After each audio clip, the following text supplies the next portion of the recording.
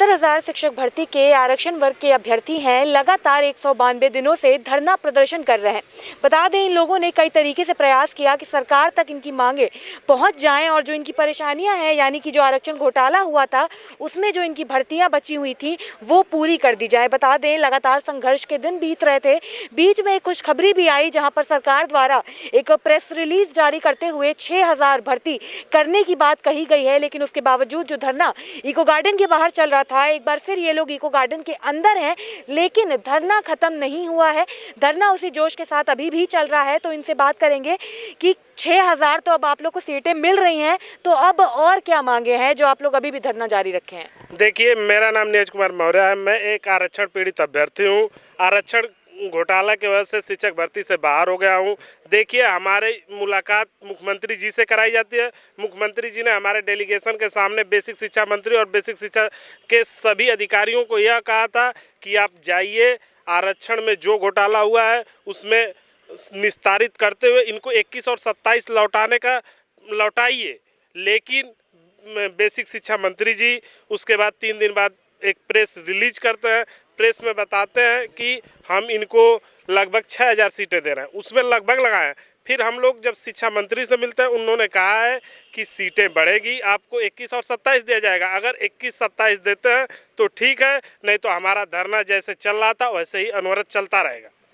अब जैसे चुनाव करीब है, आचार संहिता भी कुछ दिन में लग जाएगी, तो कितनी उम्मीद लग रही है आपको कि 6,000 से ज़्यादा ही हो जाएंगी? कम भी तो हो सकती है। ये नहीं, कम नहीं होगी, क्योंकि राष्ट्रीय पिछड़ा वर्ग आयोग की रिपोर्ट में साफ साफ लिखा गया है कि ओबीसी के 27% में मात्र 3.86%, यानी कि 18,598 सीट की जगह पे मात्र 2637 सीट ही मिली है। तो वो एनआईसी से अपना डाटा निकलवाएंगे। मंत्री जी ने कहा कि हम मंडे को जैसे ऑफिस खुलेगा तो एनआईसी से डाटा निकलवाएंगे, तो उसमें साफ साफ नज़र आ जाएगा कि कितनी सीटों का घोटाला हुआ है।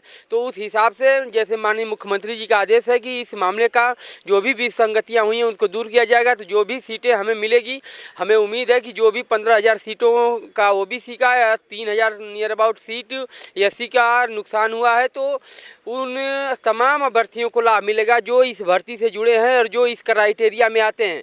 हमें मात्र 27-21 चाहिए। उसके अलावा ना मंत्री जी भी कुछ दे सकते हैं, ना मुख्यमंत्री जी कुछ दे सकते हैं, ना हम कुछ लेंगे। हमारा मात्र, चाहे वो पहला दिन रहा हो, चाहे 192 दिन रहा हो, हमारा स्टैंड वही है कि ओबीसी को अनारक्षित सीट के नीचे 27% और एससी भाई को 21% चाहिए। हम आज भी उसी पे कायम है और उसी को हम लेंगे बस।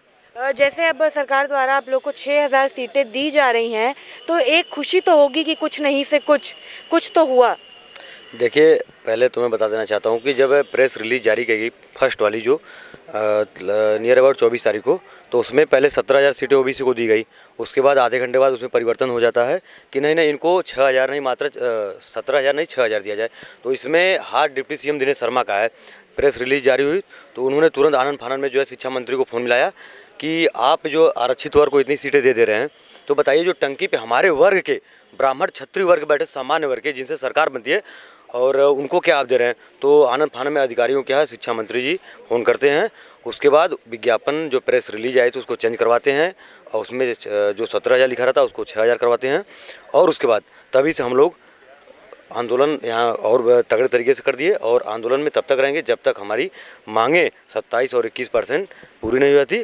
तो जैसे 6,000 सीटें अब आप लोगों की कंफर्म है कि 6,000 तो मिलनी ही है, तो क्या उसको आप न्याय के रूप में नहीं देखते हैं कि मतलब वो भी एक तरीके का न्याय हुआ? और दूसरी चीज़ ये कि आप लोगों को ओवरऑल कितनी सीटें की ज़रूरत है जो आप अभी भी उम्मीद कर रहे हैं कि सरकार और सीटें दे? देखिए मैडम, ओवरऑल सीटों की ज़रूरत क्या है, साफ साफ हमारा जो पिछड़ा वर्ग आयोग की रिपोर्ट लागू हुई है उसमें ये लिखा गया है कि हमें ओबीसी को 3.86% और 16% एससी को मिला है।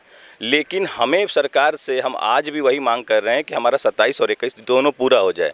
6,000 सीटों पे हम कैसे मान जाएं? ये तो न्याय नहीं हुआ ना। और योगी जी को हम बता देना चाहते थे कि अभी आपने हमारा एक टेलर देखा है, और कल तो जो है कि अभी हम कम संख्या में थे, आज जो जनसैलाब उमड़ के आया है रोड पे, अब इसे एक चोट देने की और बारी है। थोड़ा सा आश्वासन दिया है मंत्री जी ने कि फिल्टरेशन का आज कार्य होगा, उसमें जो भी सीटें निकल के आएंगी देने का कार्य किया जाएगा।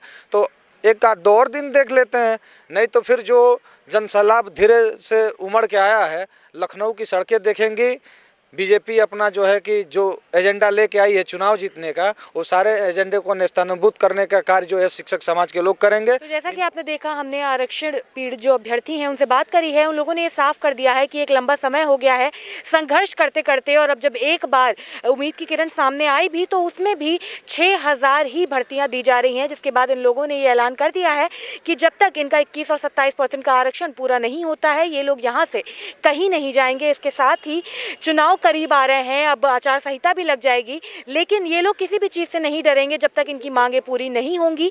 जो अभ्यर्थी हैं वो यहाँ से कहीं नहीं जाएंगे। इसके साथ इन लोगों ने ये भी साफ कर दिया है कि अगर मांगें जल्द से जल्द पूरी नहीं की गई तो लखनऊ की सड़कों पर अभ्यर्थियों का एक बड़ा जनसैलाब देखने को मिल सकता है।